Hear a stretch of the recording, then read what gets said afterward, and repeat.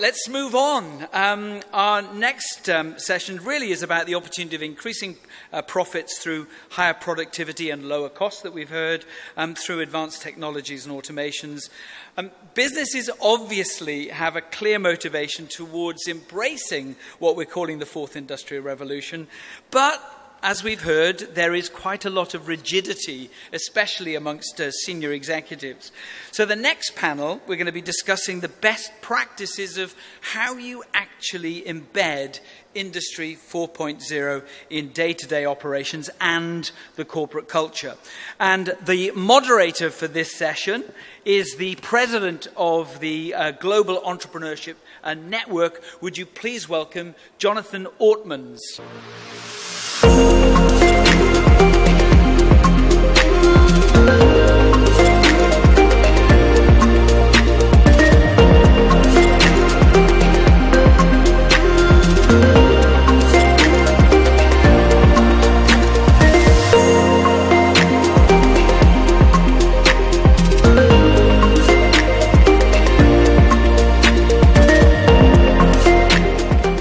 Can we also welcome the panelists on the stage?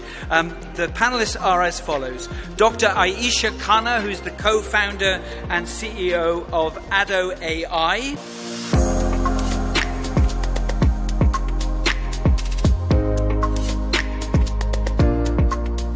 We also have Mr. Alaa Elshimy, who's the Managing Director and Vice President of Huawei Enterprise Business Group in the Middle East.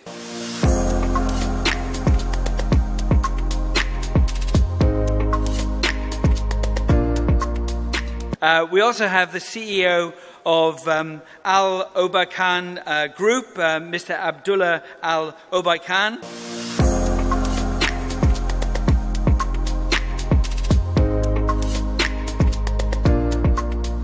And also Dr. Dawood Nassif, the chairman of BABCO.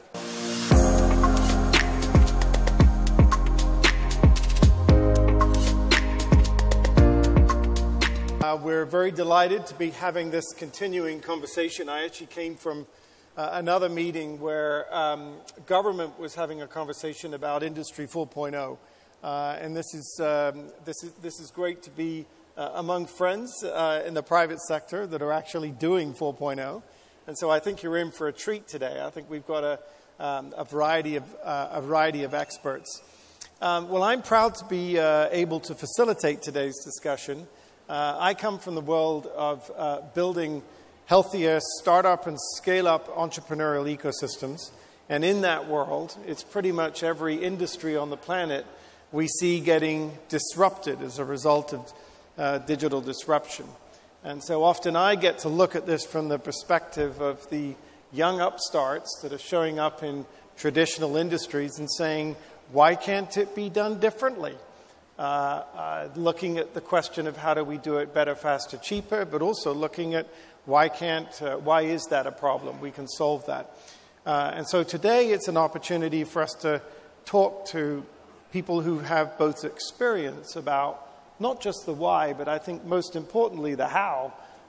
We can look at how do you transform as an industry in a digital era. How do we transform and prepare for Industry 4.0. So first of all, to make sure that we maybe begin with a common understanding of where we are, I'm going to invite all of our panelists, if they could, to first of all give us their perspective on what is Industry 4.0, and while they're at it, to give a brief introduction of themselves. Just two things about yourself, each of you, that you think is important to emphasize as to why you're here participating in this conversation and why you think it's most relevant. Your history and your experience is most relevant to contribute to our effort in proceeding forward with this. So first of all, maybe should we start along on the left and we'll proceed forward. So what is Industry 4.0? For me, Assalamu alaikum, sabah al-khair, good morning. For me, Industry 4.0, it's about productivity, about customer experience, about employees' engagement about a new business model. Our understanding of 4.0, not really pure technology. Technology is just enabler. And this is a very simple definition. Okay. Yeah. Well, Please. the way I see Industry 4, it is the transformation that's going to transform how we live, how we do things. For us as humans and for every industry that we have. So talking about oil and gas industry, talking about media industry, talking about the financial industry, transportation industry, every single industry will transform and change the way they do things. I think we can elaborate on that as we go. It is moving actually from the digital economy, which I think and believe we are already living in for the last 4 or 5 years, into the intelligent economy. And again, we can elaborate on that as we go. Okay. Ayesha. Yeah, so I'm from Singapore. I have an artificial intelligence solutions firm, and we build intelligent automation engines for the largest telcos, banks, and logistics companies in Asia. For me, Industry 4.0 is very much about different technologies, but in particular, artificial intelligence and how it is transforming services and products, not only democratizing access to them, but also making it easier for companies to cross borders and scale tremendously much faster than before. So I think it is the fundamental, it's altering the fundamental fabric of how we live, work, and play. Wonderful. Okay. Dawood. Industry 4.0 embodies transformational change how we're doing business and how we will do business in the future through artificial intelligence, through digitization. And it varies from one sector to the other.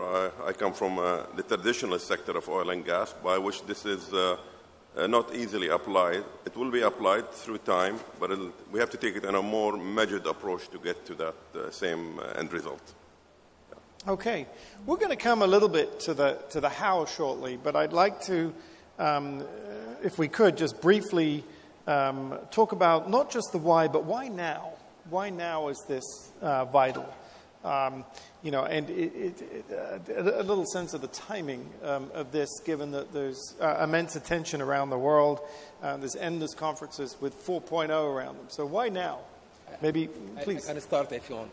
I come from a technology background, right? And all my life, 30 years of experience in the technology area. So I look at it from a technology point of view. Let's pick on a case or two, right? When we're talking about Industry 4, let's pick on an easy one that we all know, autonomous cars, right? We have been always talking about autonomous cars for the last at least decade or so, but we're never able to implement it until date because of the lack of technology, in a sense that if you want to have an autonomous car or driverless car, and you will have an object coming suddenly in front of the car, and the car needs to recognize the object and decide that it needs to stop to avoid an accident. Mm-hmm. The car needed to send this information into the cloud for the control room to say, yes, this is going to be an accident, you have to stop now, right? With the telecommunication technology we had at the time was not enough for the car to stop before the accident, and the car would commit an accident. The other scenario is to have a very big data center inside the car, which is very heavy, very expensive, not practical at all to do, right? Not visible. And then the car will take the decision on its own. Today, when we have the 5G technology with very low latency, then the car can send, you are talking about milliseconds, the car can send the information and the image in a broadband into the control room, and the control room will send back to the car saying, this is an object, you are going to have an accident, you have to stop now, and the car will stop. So in my opinion, 5G and AI, and maybe I will leave it to Ayesha to elaborate more on the AI side, are the two key pillars. It's about the computing and it's about the connectivity that are the two key reasons why we are living Industry 4 today. I don't think we could have Industry 4 without having these two areas. Ayesha, let's turn to you on that, because you know what I'm hearing is that we've got a perfect storm of the confluence of technologies, and that maybe they're coming together at the right time, and that in other times we were missing critical components. That's absolutely true. I think, you know, as you said, connectivity, and of course 5G is critical over there, but then you have computational power. So, you know, I did my first neural networks 20 years ago, and I've been working in them for a long time on AI, decades before that, people were working on it as well. But it was only with cloud computing and the cost of computational activity going down that we're able to do things that allow us to immediately, our Facebook application to recognize faces immediately, natural language processing is allowing voice to be much better, and in general, all the autonomous vehicles and other kinds of technologies, robotics, are relying at their core on two things, exactly as you said. One is intelligence, which is artificial intelligence, and the other thing is the ability to, with high speed, communicate this information between different systems. And 5G, as it's rolling out, is going to further power boost that enormously. Fantastic. So obviously, the oil industry. Traditionally, maybe not as fast to adapt to some of these things. Is this the right time for your industry? And if not, what are the things that 4.0 is impacting on your industry, and the things that maybe are taking longer? Well, the oil and gas industry traditionally by nature is risk-avert and a conservative industry. For good reason, because there's a fine line to be drawn between safety and accidents. And an accident in our industry is very costly in terms of physical assets, in terms of human assets. So we have to tread carefully how we adopt and how we embrace technology, and we do. And in our business, it's normally evolutionary, not revolutionary. And it's built over time, and where we take technology, adapt technology, apply technology, and ensure that, A, there's a business case for it, of course, and then safety and quality is protected while we're doing that. Digitization is coming through. Artificial intelligence is coming through, where, for example, us here, we're into our multi-billion-dollar investment, and this is all part of that yield improvement, part of the environmental compliance, part of the energy conservation. It's all coming in. The advanced process control putting in, the advanced system putting in are all part of our control system to ensure profitability and compliance. However, we do that, as I said before, in a systematic, controlled way. The investments that we put in are long-term. You talk about the investment you put in today are for 30 to 40 years to come. It's not as easy as driving a car or what the talk we heard earlier, very inspiring and very absorbing. However, things are not as easy as people might believe they are in our industry.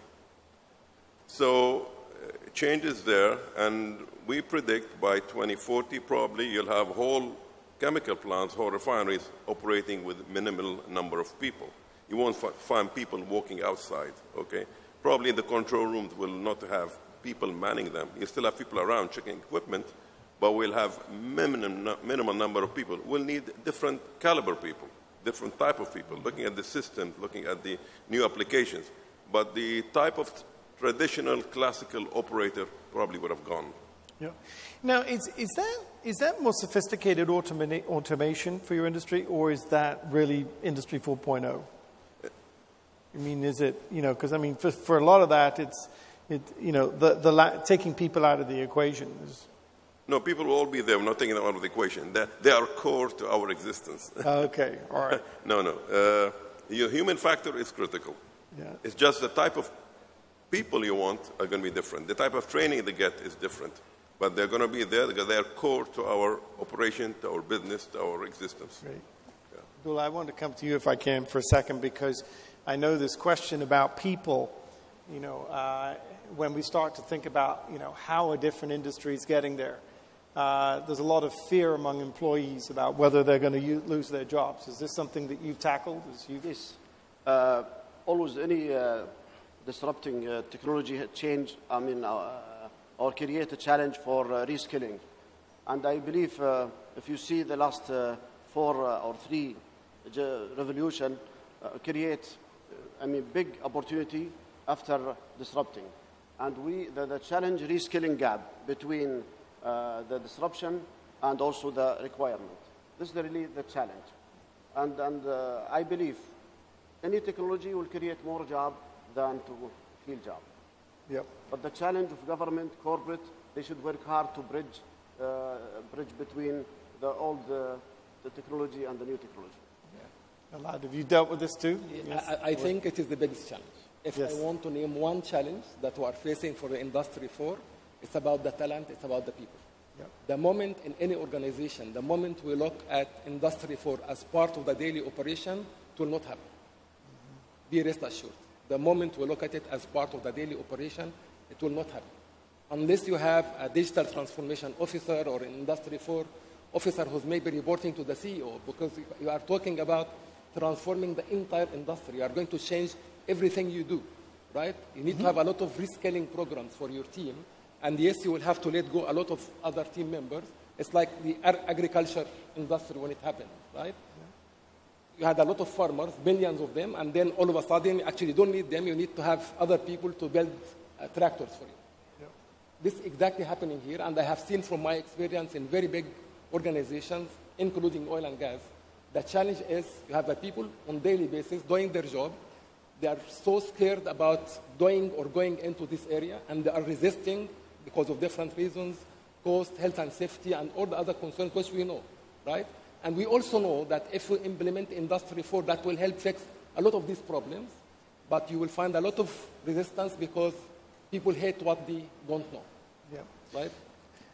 Aisha, the AI industry is perhaps the devil in this from the eyes of the public. You know, a lot of the time people are saying, what is this really going to mean for me, the ordinary woman or man on the street? So how do we communicate the positive value proposition of artificial intelligence, and how do you tackle those anxieties and worries that people have?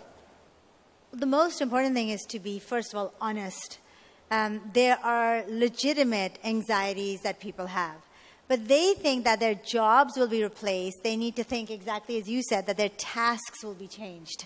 So they can retain their job if they're able to understand how to deal with the new kinds of tasks, given that some of their old routine jobs have actually been taken over by machines. Now, in Singapore, the government has a systematic plan called Future Skills Program, and I was also working with the education minister on the steering committee to launch this program, which is a systematic upskilling of not only students, but also the entire labor force, including mid-career individuals. And so you have to guide your nationality, your employees, everybody along with it. For me personally, I also have a charity called 21st Century Girls, and we teach coding and artificial intelligence to girls. This is another thing that we see, that not enough girls are encouraged to enter STEM and artificial intelligence. So half your population is not participating in this very important competitive advantage if the entire country was participating in it. So I think by looking at these and having the right levers in place, one can bring, especially once a smaller country, one can bring along almost the entire population to either become skilled in AI itself or to learn how to work with AI engineers such as myself. So in a way, though, because it comes to the point you were making, you know, government and industry and education, they have to work together to transform. I don't really think we're seeing, I mean, it's great to see Singapore because it's a smaller crucible of an economy where you can get stuff done quickly. But I don't see the same exponential innovation going on in terms of how do we constantly retool every citizen in the world to be keeping pace with the speed of technology. I mean, thank God for people like you and girls who code in the United States and others. I mean, you know, obviously because if there's portions of the economy that are left out, the economy suffers for everybody. But any comments on this? Anybody got a sense of why? Is it because institutions are just slow to adapt and institutions do education? In the startup world, we find that most of the education occurs because peers get it from peers on demand using technology. So it gives me hope that maybe there's reasons that people can learn better. Any comments on that? I think to drive change, we need to create fear and challenge. And change driven by STEAM. STEAM come if you have a challenge and fear. And this is any person or a company or a nation should have very clear what's the challenge they have and what the threat they will face. If you have it and illustrate it in different format on a daily basis, you will create a vision, you will create a steam to drive the change. Alaa, thoughts on this? Yeah, actually, if I build on what Abdullah said, if you do that, right, and you create the need, and if everyone in the organization will know that they need to learn and they need to reskill and build new skills into the industry, for otherwise they will not have a job in the future. Yeah. And if they want to be part of the game, they have to develop themselves inside this organization or in other organizations, because Industry 4 is happening. This is the reality. Yeah, we have to face it. So if the individuals will get this visibility and be part of the program, and then they develop together with their management the development program and reskilling programs, then I think everyone will be happy. Yeah, and that will make that change. Dawood, is the culture there in the oil industry to be able to also be affecting that same transformation of skill sets? Well, Leo, you have to start at the education systems. Education systems have not kept pace with the changes that has come through. Actually, they're probably 30 years behind. And this is where the core problem is. You have to change the whole education system to prepare people for the next generation or the next generation of what's coming. From there on, of course, the training skills that these people have to acquire are totally different from the ones the previous generations acquired to prepare themselves again for this future change that's coming. So we have two steps, and none of them currently are in tandem or in speed, the right speed to catch up for what's coming. We feel it in the oil and gas industry. Other industries feel it, and it's a global issue. Some countries are far ahead. Of course, Singapore is an example. Others in Northern Europe, and they're way ahead, but unfortunately, the majority lag a lot behind. This is a myth that things happen overnight. It takes time. You have to, sometimes you have these management consultants and they draw all these beautiful PowerPoints, but then there's nobody to execute and implement them. And it's not easy. This is a specialization. People like me and my team, we do PhDs in it, and then we train other people. But the key is you have to start, and you have to have a hybrid organization where I say the 21st century team has 3 members in it. Your traditional domain experts and your AI engineers and data scientists. And the third one is the intelligent machine. And the 3 parties now need to learn how to work with each other. And each one of them have their own training. So actually it's a systematic approach on how to get the right people together. And it takes time. So the third person was a machine. Yes, Let me make sure I heard that. Okay. It is the machine. So I was recently in a conference in Moscow, and of course had AI robotics actually as attendees. And but the thing is, they didn't look like robots. They'd somehow made them look like real people, men and women walking around. So it's a little easier to know that the third member of your team is actually a machine here. But maybe I'm taking that too literally. I think it's an interesting, I want to ask you all, though, what I'm encouraged about is that you're seeing this as your responsibility as leaders of either fields or industries or companies, that you've got to change that culture and that you've got to create demand and create need and create the motivation for people to help themselves. Let me turn that a little bit differently, though, and say, rather than calling it Industrial Revolution 4.0, we're saying there's a challenge from the world as big as climate change that we've got to figure out a way to rapidly scale the speed at which society does that. Do any of you have an idea or a tip? Would it be, what would you do to the traditional education system, or what would you do if you were in the government process, or what would you do if you're an innovative entrepreneur looking to capitalize on the fact that there's clearly a need and a demand for new models? Anybody got an innovative idea apart from Singapore? We did in our company 2 programs. One, we create program for 2.5 years for the operator of the future to digitalize the program from end to end. And we have an institute, joint venture with the TVTC in Saudi Arabia. Now we have all our operators, they spend 2.5 years to be certified. Second, we create a diploma in our company for 24 courses. All the top management, the top 300 employees, they should certify end of this year. Anybody who not certify, 24 course online. Anybody who will not certify, he should leave the company and resign. And the deadline, 31st of December.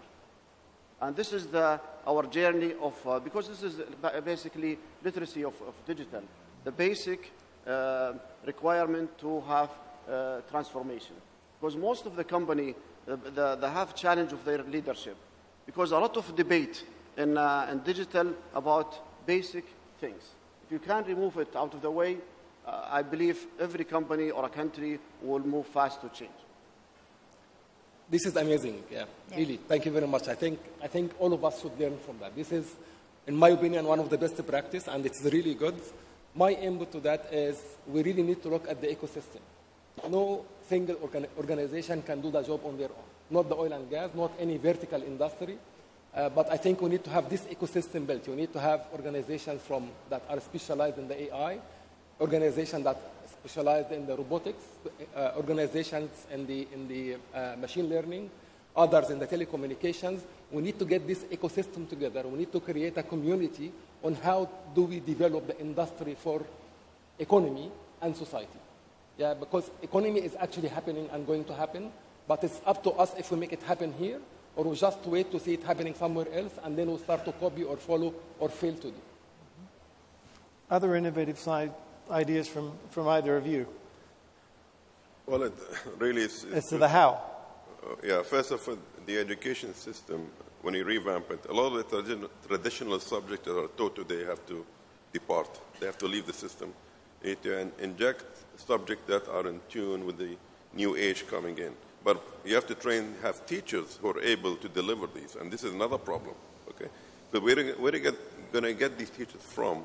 You're going to get them from the tech company. They're not going to leave and come and be teachers. So you have to train the teachers, change the whole curriculum to make it in tune with the future, and then the next step is for organizations to change. The mindset of leaders and organizations have to change. Currently, unfortunately, it's still static. It's not moved from 15, 20 years back and even further. Change is not easy. Human beings don't embrace change easily. So the whole process, from education to organizations, training and management and higher way of embracing change and ensuring it's embedded in the organization, the new organizational culture. Currently, it's happening in very few companies. Certainly in our field, the oil and gas, it's happening extremely slowly and over a long time, and change normally, initially, is met with resistance, and those creating the change are going to have a tough time getting through. They will, eventually, but after a lot of sweat, a lot of blood. But that's the way it is. I think also there's another side to it as well, which is around innovation units that actually do manage to push through some proof of concept, but then the entire firm needs to be exposed to it. They need to be trained in how that happened. Because we execute and we build so many of these AI engines, we're big believers in seeing is believing. And you have a roadmap, but don't be paralyzed by the enormity of the roadmap, but continue to build things that are reusable and scalable. Yeah. And I think in that sense, what happens is that you have one pilot, then you have 10, then you have 20, and you have a realistic kind of cadence to it. Things don't happen overnight, but over the next 5 years, you see an enormous amount of progress. And the key is that when you do that, it's not just your small unit, but that you're bringing more and more people, exposing them and showing them, and then you're showing the ROI as well. One of the things in Asia that's very important is, when I came from New York and America, it was very much about experimentation, which was fantastic. But in Asia, it's very much about return on investment. And so there's a lot of discipline about what are you putting in, and you're very focused on the advantage to the bottom line and the P&L of the company. And I think that's also good to keep that financial focus in mind, which iteratively can also get more buy-in than from the stakeholders. Great.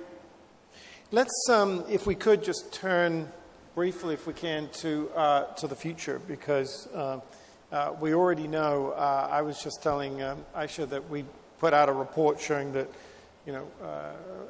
nearly 60 or 70% of the growth of the startup ecosystems around the world has really come from blockchain and AI alone. So we know that we're already there. I'd love to see, I get your sense of, what's coming down the pike in the future. I know we've just had a great opening keynote speaker that's tried to challenge us to think, into the future. But what are the next big trends? What are the big challenges? Maybe who wants to go first? Aisha, do you want to start with this? I mean, look, so my PhD is in smart cities and smart city infrastructure. And I see, especially with 5G coming now, enormous opportunity for automation of city services. Whether you are doing mobility as a service, which we implemented in Singapore, or you're doing connected healthcare, or even democratization of education, infrastructure development, even construction, for example, the very way in which construction is done by using artificial intelligence and drones, etc., is not only safer, it's more sustainable, it's more accurate. One of the things people don't realize necessarily is it's not just the technology and the organization, it's the regulatory framework under which these things are allowed to thrive as well. So you need your law not only to allow those technologies to be there, but also to govern them. I always say, I'm an AI specialist, but it's a double-edged sword. For everything that it can do great, especially with critical infrastructure like oil and gas, you do need to be careful. You do need your cybersecurity systems in place. So what is your governance mechanism is very important as well. And we see in Europe and California, they're really beginning to think about this. And I think the Middle East can take a lot of thought leadership. It's still an early area. So it's in smart cities and in the area of governance, we'll see an explosion of applications and also interest in how they're managed. Okay, maybe. I think the challenge in how. We develop in our company very clear methodology. Get organized, get connect, get inside, get optimized. A lot of people run to AI and optimization, they forget get organized. If you don't really organize yourself as a domain expertise, as a rules, regulation, you cannot move to and jump to optimization. I can tell you 75 of top 500 Fortune US, they still closed their monthly books in Excel sheet. And if you are not, your ERP not completed, you cannot really move to prediction. If you don't connect your assets and your people, you cannot also move to get inside, to visualize and to have BI and a lot of analytics capability. And also for prediction and also AI utilization, this is really, I think we should reduce talking about AI, focus to get organized first and get connect. In our journey last 10 years, we spent a lot of time to get organized and get connect. Get connect, very difficult part. Many people, especially in 4.0, many people believe it's connecting assets or all assets, it's easy. This is very, very difficult to connect and have meaningful of data, to reproduce it and visualize it and use it in multiple format and AI.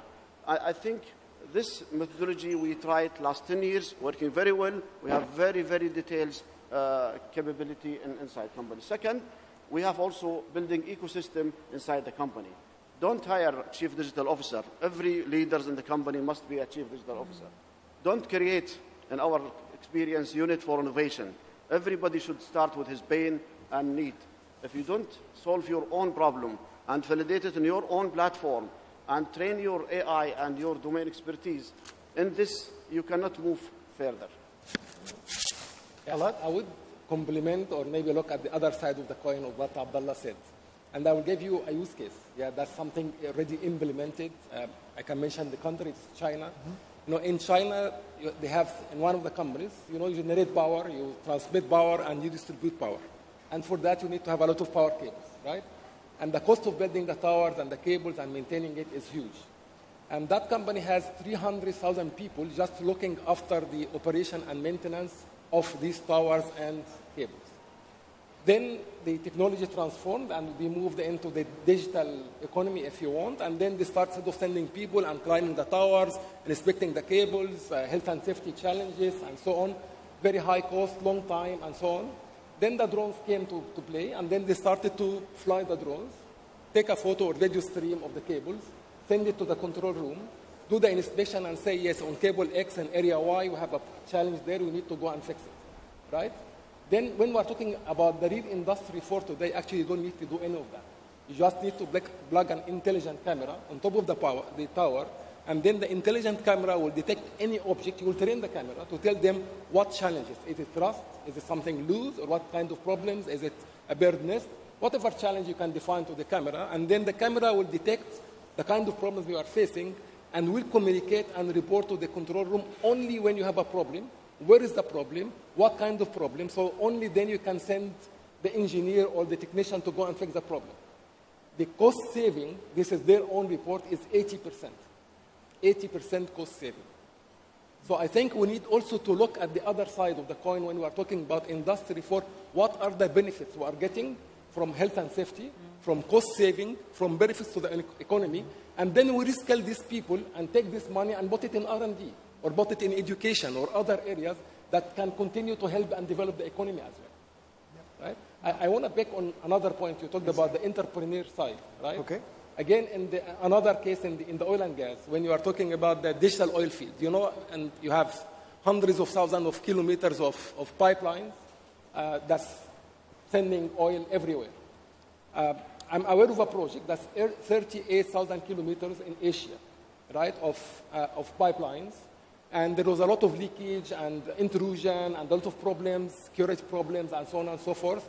And the cost of that was extremely high. Actually, a small startup from the UK came up with a software. They wrote the algorithm to be able to detect, and using machine learning, to be able to detect any intrusion into this pipeline. So basically, you just lay a fiber cable, right, next to the pipeline, and then with any intrusion, then the system will be able to tell you what kind of intrusion do you have. Is it a car hitting the pipeline? Is it a human trying to do something? Is it a leakage? And then if you have the cameras, and the camera can cover up to 10 kilometers, will immediately and automatically move to the area with an accuracy of 5 meters for you to see what is exactly happening there. Can you imagine the cost saving and security aspects that you fix when you implement such a solution coming from a small startup that's only 5 or 10 people? Yep.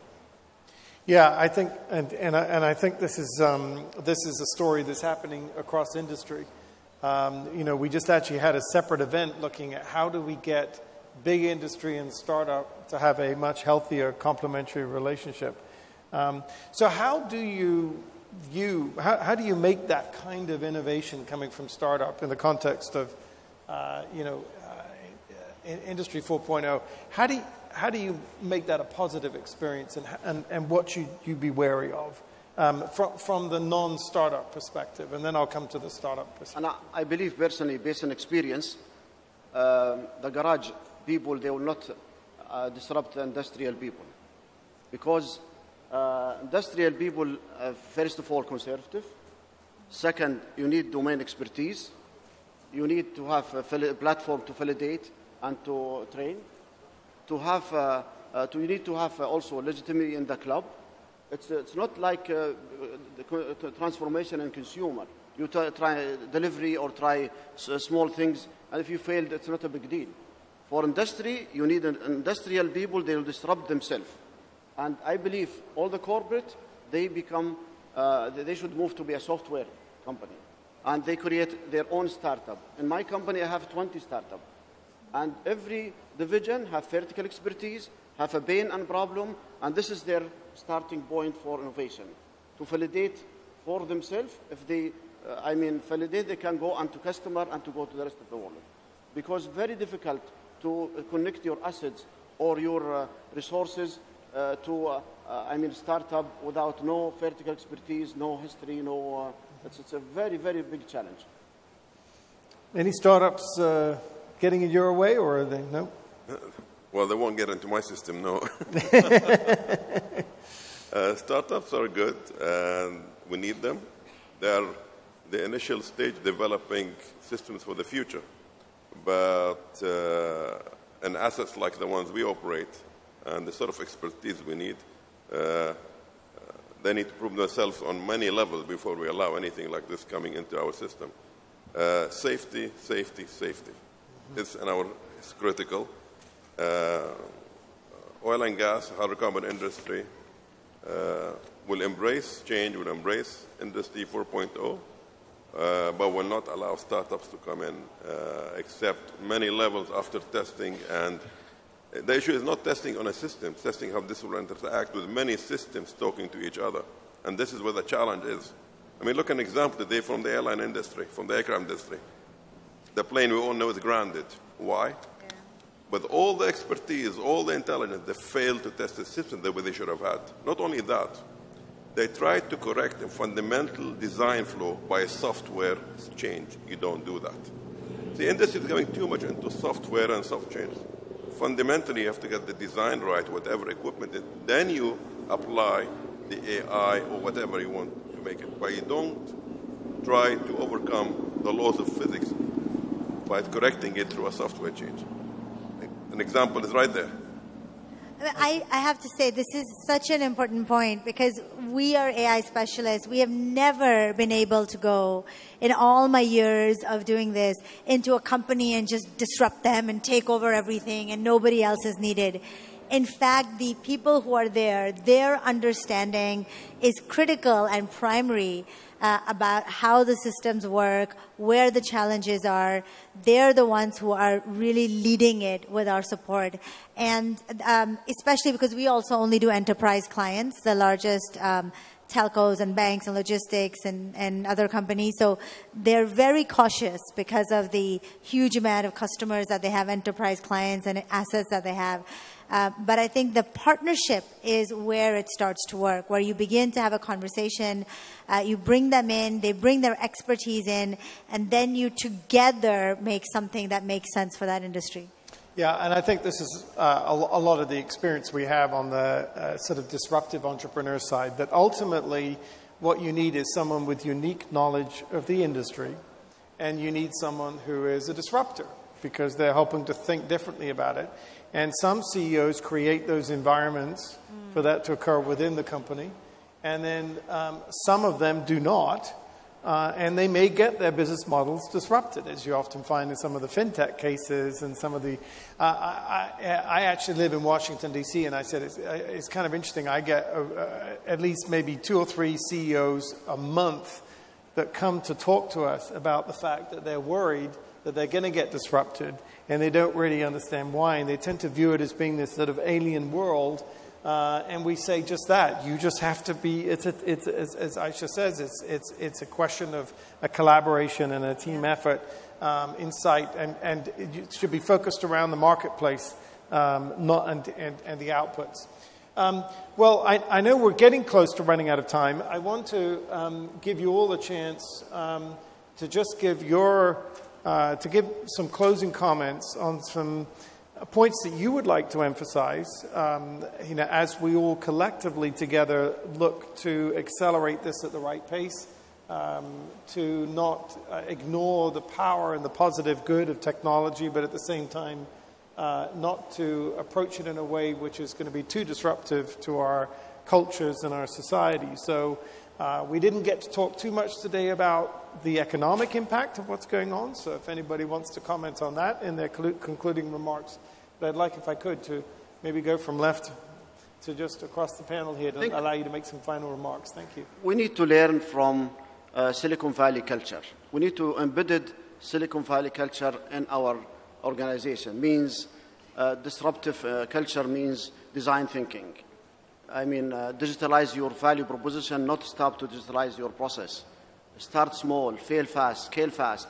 All this type of cultures, I think, can be transferable and to embedded in many organizations, either government or corporate, and to create really agile organization to move faster.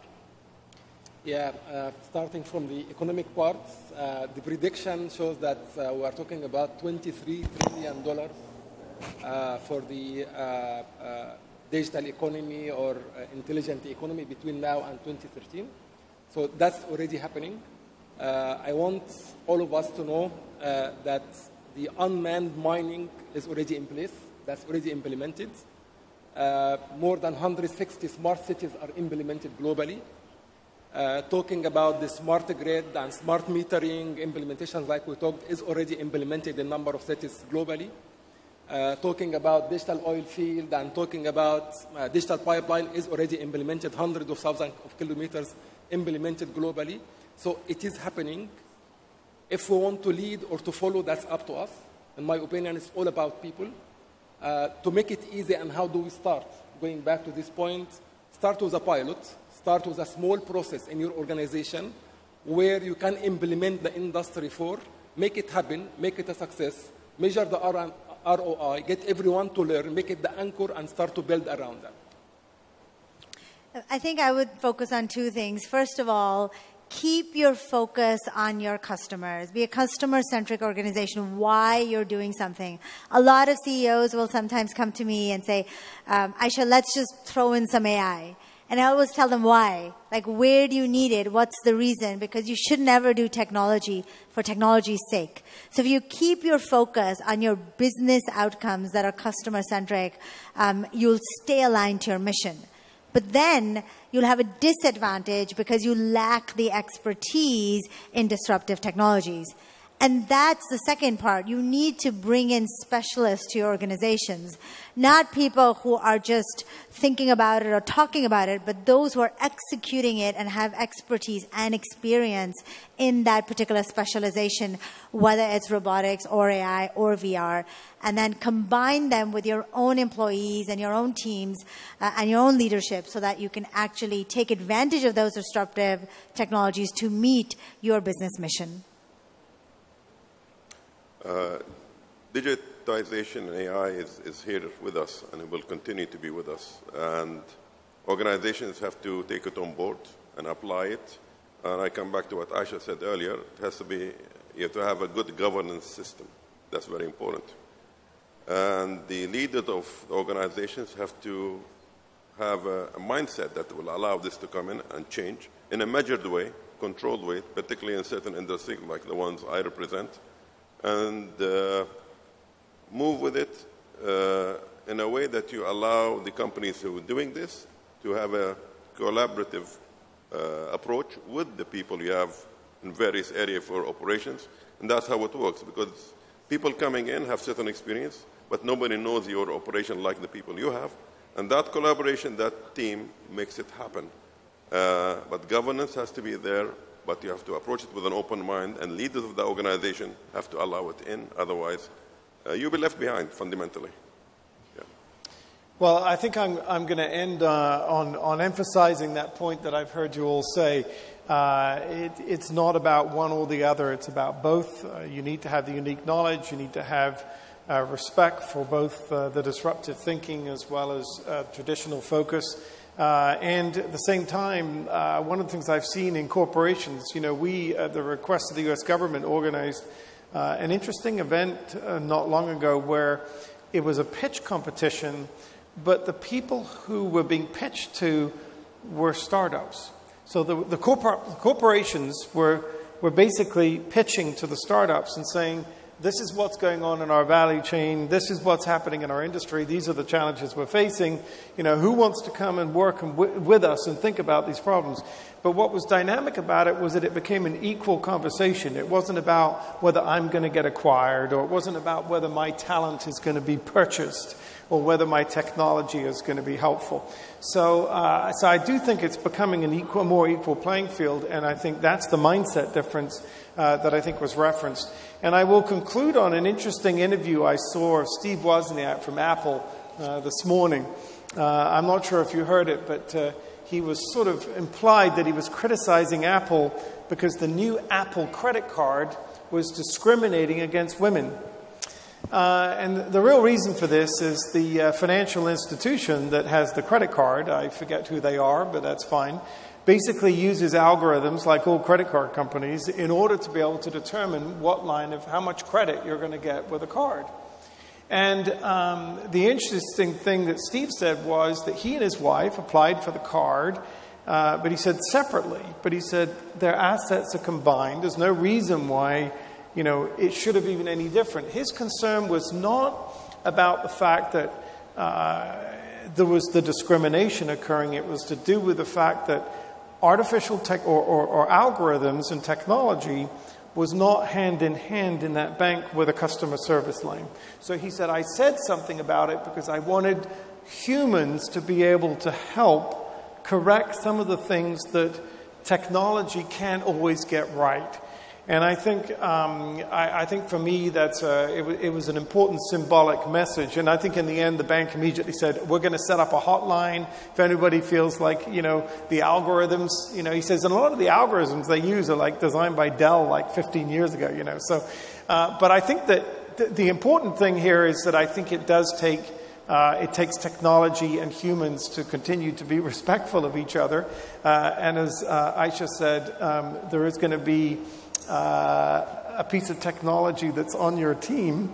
And hopefully if we can move forward like that, we get the best of both worlds and we continue in our path to see that this is really about an opportunity for the benefit of all. So I think it's a question of how do we enhance human endeavor for the benefit of all. So I want to ask you to join me in thanking our fabulous panel. I've enjoyed this conversation, but I know all of these participants have really enjoyed it too. So thank you so much indeed. Thank you.